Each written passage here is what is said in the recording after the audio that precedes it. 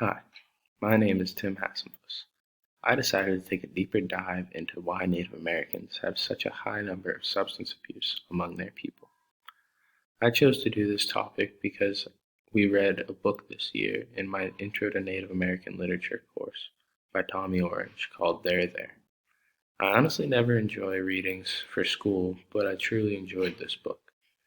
Reading this book really opened my eyes to the issues and struggles that Native Americans face with alcoholism and substance abuse.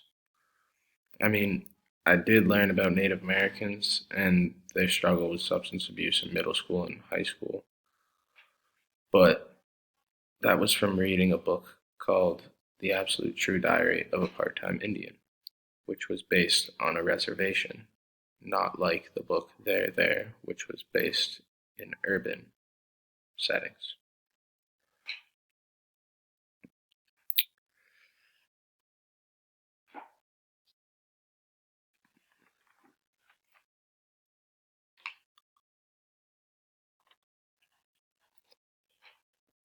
So, as I said before, I decided to take a deeper dive into the causes of substance abuse among Native American people.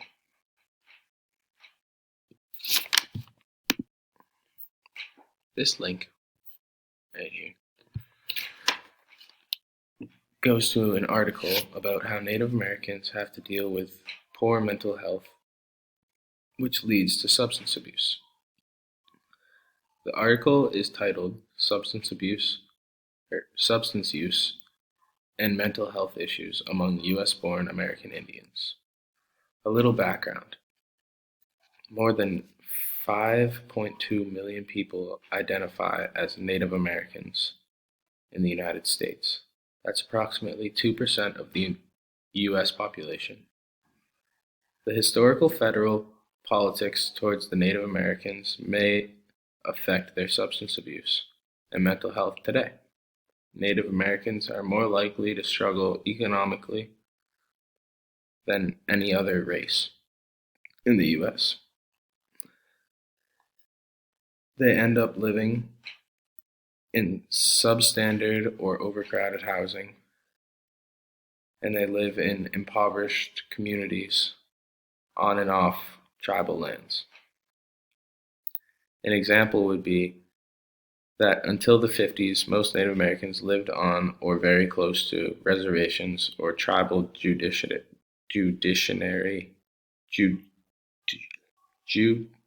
jurisdictional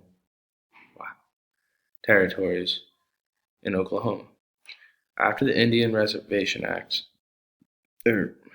after the Indian Relocation Act in 1956, around 200,000 Native Americans were moved to cities and urban communities with the goal of moving them into majority culture.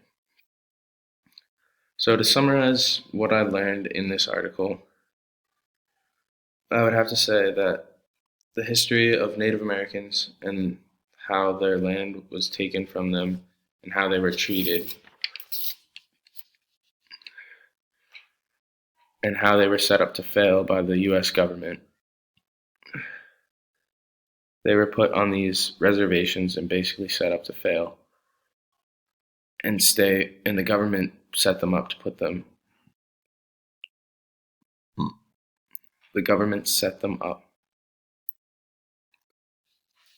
to make them stay in one place.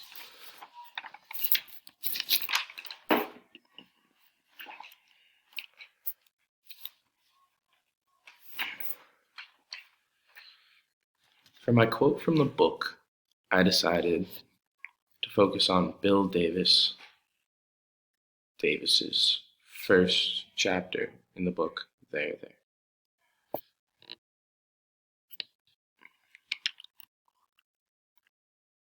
Those were strange years for Bill. Bad, awful years.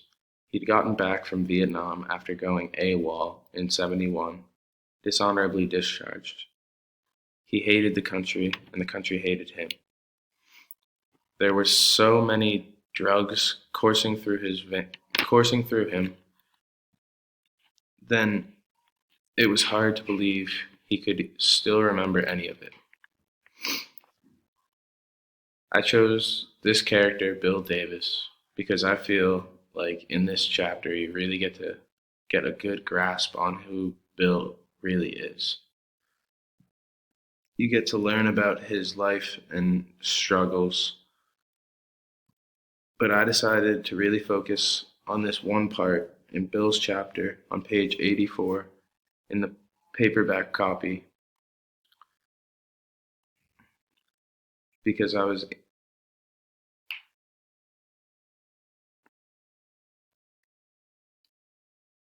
was interesting to me that he was a Vietnam vet who got dishonorably discharged and then had to deal with substance abuse.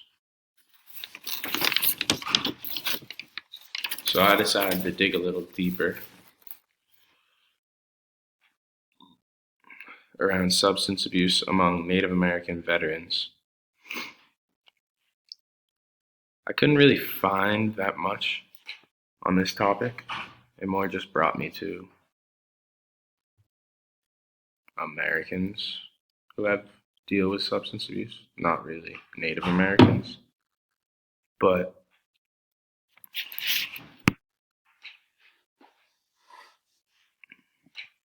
the articles I read basically all said the same things. They said that a number of soldiers that are having become or that are becoming to have substance abuse problems are decreasing they've decreased throughout the past few years. Now, when the soldiers get out, I looked at this survey. So when soldiers become veterans, it says that 3.5% of veterans struggle with substance abuse post-service, and that 1.7% of soldiers have substance abuse during their service, which I thought was really interesting. Because you can get dishonorably discharged for having substance abuse issues. So I thought that was pretty interesting that there was, that 1.7%, that's a pretty decent number. And then I decided to check out some statistics on substance abuse. So this one on the bottom left is talking about how, or it's showing Native Americans are green and Alaskan Natives and all of the races are in the tan or white color. And so the graph shows that Native Americans have higher alcohol abuse than any other race. They don't have as high as all other races on drugs only, but if you put them together, then they're 6% above everyone else, which is a very, very good percentage. And then even the drugs, that's 22%. Drugs only, that's a pretty large percentage. But then if you go to this graph on the top right, it's the deaths to alcohol. So it shows you the age groups, and then it shows you the number of deaths. So from ages 0 to 19, so teenagers and under, there's around 100 in total. There's 20 to 34. There's around, I don't know, say almost 400, like a little over 300, almost 400 deaths. Then it shoots up. There's probably like 600 deaths in the 35 to 49 age group, and then it decreases back down when you get older. But I thought it was interesting that, if you look, it says males and females. Males is darker, females is lighter. So in each category of ages, I thought it was really, really interesting that there was primarily males who was the most, they were getting the most deaths over women. But yeah, so that's my works cited page, and that's all I got. So thank you very much, and this was fun.